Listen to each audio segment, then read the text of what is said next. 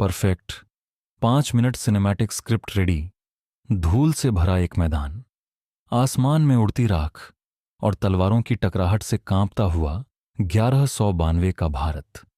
यह वही समय था जब दिल्ली की गद्दी पर बैठे थे पृथ्वीराज चौहान, एक ऐसा योद्धा जिसकी वीरता की कहानियां हर दिशा में गूंजती थीं।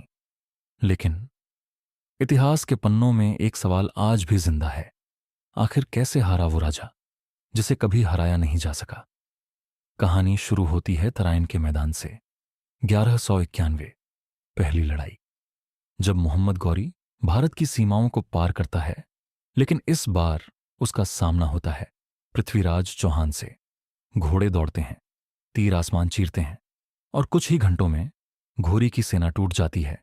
वो भागता है, जख्मी, अपमानित और पराजित। इतिहास कहता है यहीं एक गलती हुई। पृथ्वीराज ने उसे खत्म नहीं किया, उसे जाने दिया।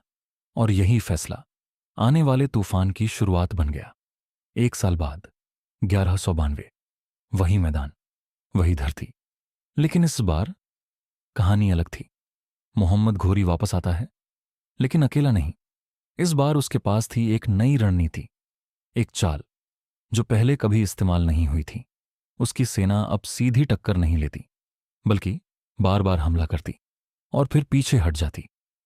राजपूत सेना, जो हमेशा आमने सामने की लड़ाई में यकीन रखती थी, धीरे धीरे थकने लगी।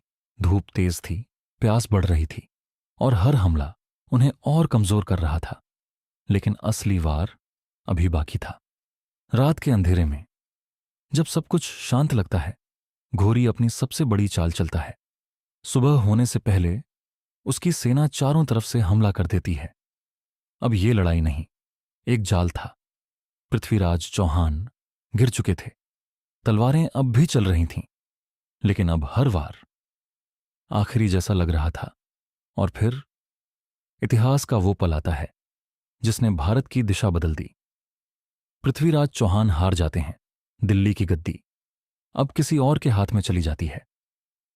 लेकिन कहानी यहां खत्म नहीं होती, क्योंकि ये सिर्फ एक हार नहीं थी, ये थी एक रणनीति की जीत